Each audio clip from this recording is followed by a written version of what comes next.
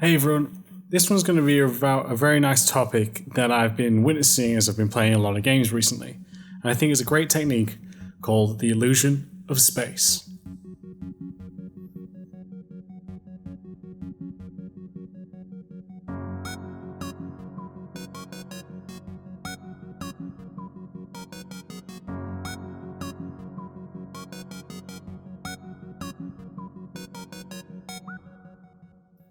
Hey everyone, I hope you're well, playing or making the games that you all love. Sorry, I'm just making myself comfortable as I record this episode with you all today.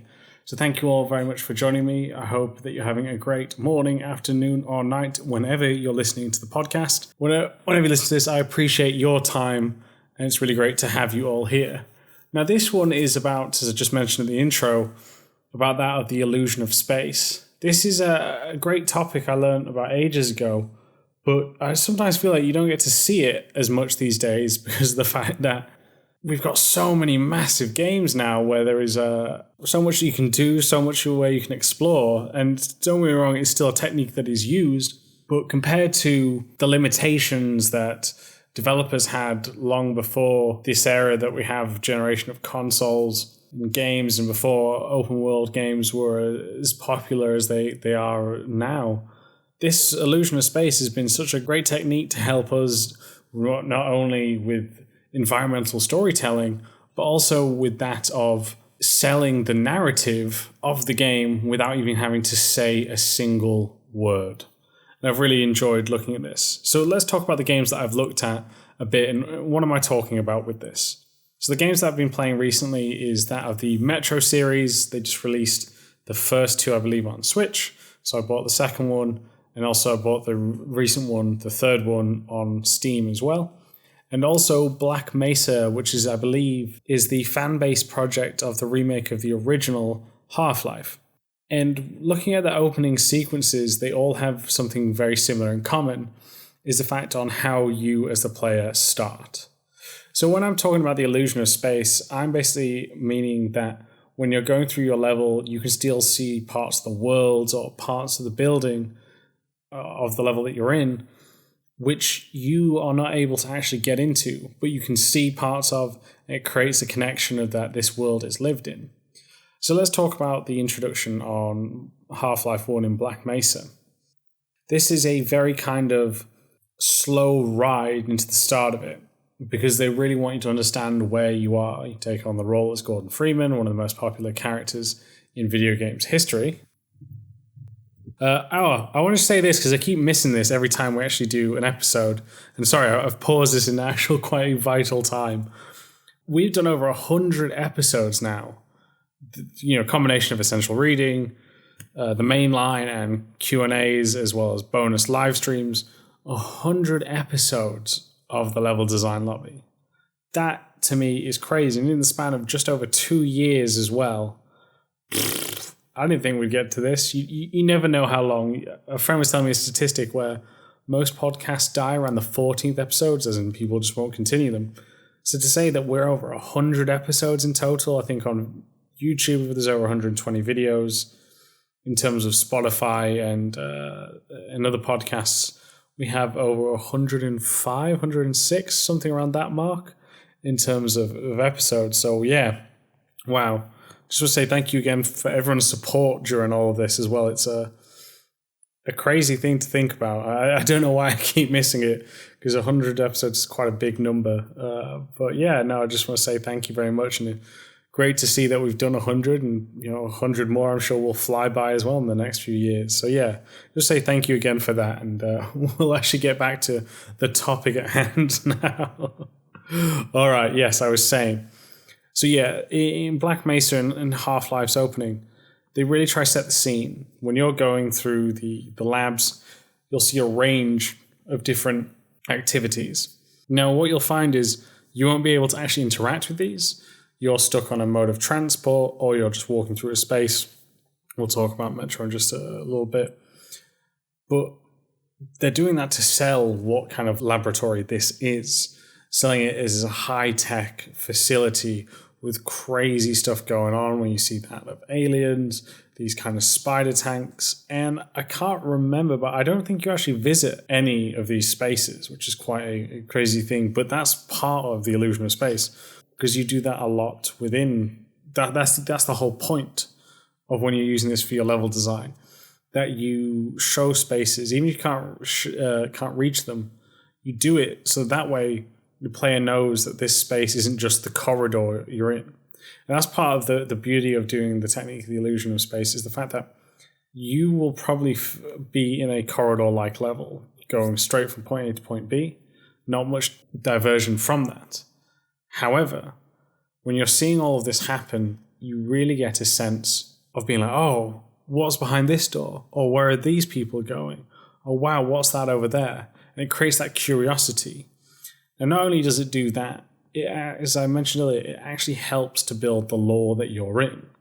So instead of having a narrator that you may see in films or in that of books, because there is obviously different mediums have different strengths and weaknesses. And movies will do this well. Blade Runner is a great example of building the environments as well. But what's the most coolest thing for us as game makers and for players is that when it's a film, obviously they're just only showing you a little bit because they control what you as the viewer actually see and experience.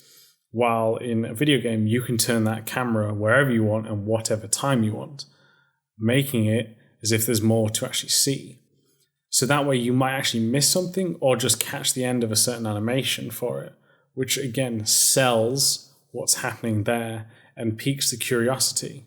And what's even better for this as well, especially when you're playing a silent protagonist in that of Gordon Freeman, is the fact that you will just experience what's happening around you. I think it's a great opportunity for not only the narrative teams, but actually for that of the animation teams as well, if time permitting. Because I guarantee you, if you saw the block out for these opening levels, it would just be a corridor with not much happening. But again, through iteration, through communication, and great teamwork, you'll find you create amazing openings like the one in Half-Life, which is a very memorable one. But I love that it's not just a quick exposition dump. It's that you're seeing that you might miss things, you might catch the end of it, you don't know always the timing. And I love that. I love that you get to hint at all of this stuff here. I think it is a fantastic way to do this. Now, that's one way to use it. You use it to help sell the narrative of your levels. Now, Metro series is very similar. Again, you're kind of a silent protagonist, but instead of maybe going on a lift or a train throughout, you're kind of walking through it. If you go through, especially the second one, it's very tight. Like you're talking about 4 to 5 meters in total in terms of metrics width. But when you get to see through the windows, you see the barracks, you see all of this.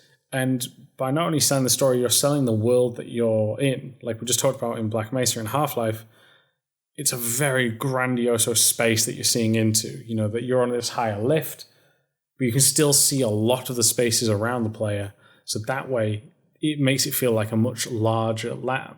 But when you're comparing that to Metro itself, what it is actually a much smaller, secluded kind of barracks. You feel that humanity is not as luxurious as, say, in the Half-Life universe, because they've got all this money to make these bases for scientists, security, weapons. But in Metro, they're trying to survive, so everyone's almost living on top of one another, which again, just selling that in terms of different space and the narrative that you get from that, priceless. Brilliant. Absolutely dig that very much.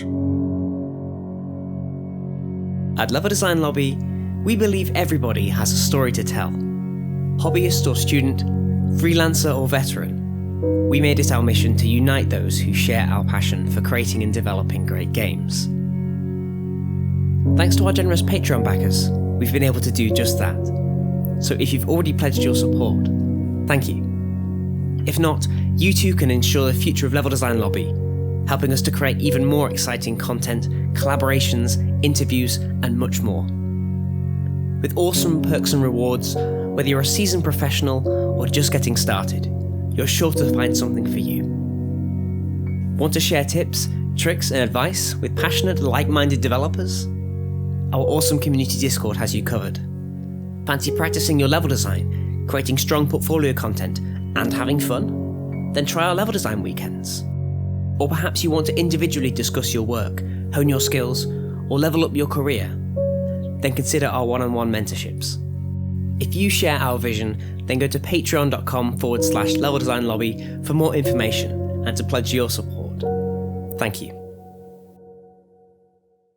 No, you don't only just use it for storytelling like that, but you use it to help kind of spice up certain parts of your level. There's a great article by Travis, I'll leave a link in the description below, in how he talks about how to use game corridors. And he mentions how basically he was working on one of the Transformer games. Was it War for Cybertron? I can't remember off the top of my head. But he does it where he's doing this level and you're going through this corridor and he's just like, oh, this is really boring. You don't feel a sense for much. And it didn't really work with the pacing that he's going for. But what he did and added to this was he basically made the corridor have like a giant rift through it.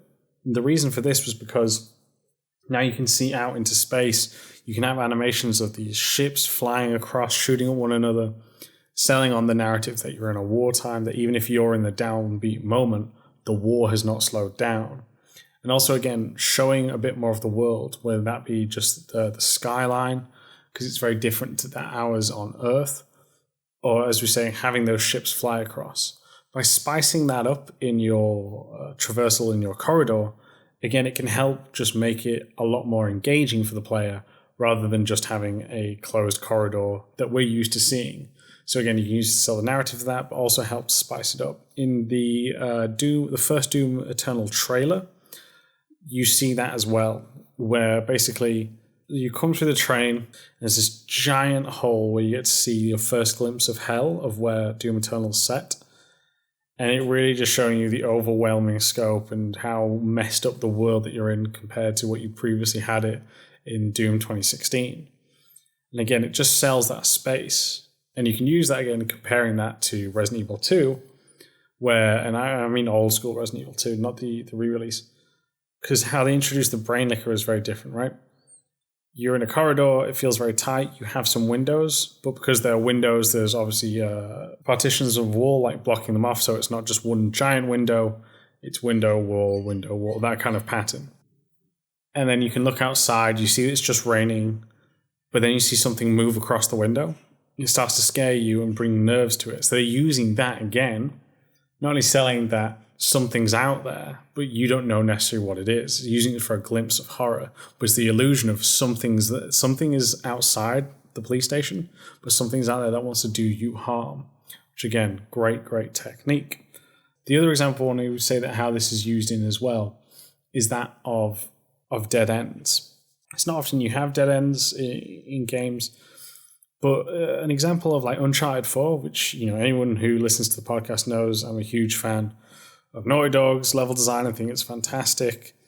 And I think even in the latest God of War, which again, Santa Monica Studios, their level design is top notch too. Amazing studios just across the world. Just a huge fan of a lot of people's work. But what they do is they have kind of different forking paths, right? So it gives the illusion of choice. They are still linear games, but you can to take different paths in order to get to your objective, so the route's slightly different. But what they do to block off some of these paths, if it's the wrong one, or you've come to a dead end but there's loot to collect, they still have this kind of open areas that you can view, right? You can still see that when you're either in Madagascar or these jungles, that even though you're in your kind of section now, there's more beyond that. There's a vast landscape that you might not be able to see, but it still sells the space. In Scotland, where they have it, there's a lot of dense forests around, as well as like a cliff edge and something across the other side of the cliff, water around it, the vast open sea. Again, selling that there is still places that are out there, even if the player can't reach them. And not only that, it helps to really sell the world too, because if you just had a grey box, no skyline or anything on, well, this is clearly the end of the map, it wouldn't feel is grounded. So it's grown to help sell that as well, which I think overall, yeah, very good stuff there. I'm going to wrap this one up slightly earlier. Just a lot to do, but I was just, like I said, playing some games, and I really liked to go back to this, because sometimes people just put corridors, because obviously you're just trying to move the player back and forth.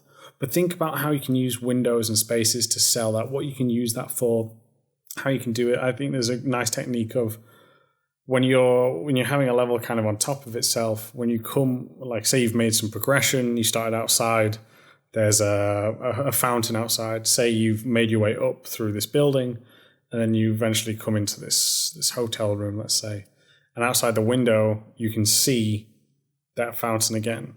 So you can use a window for that example. So again, you see progress. Slightly different to the illusion of space, but it's a nice technique to use a window.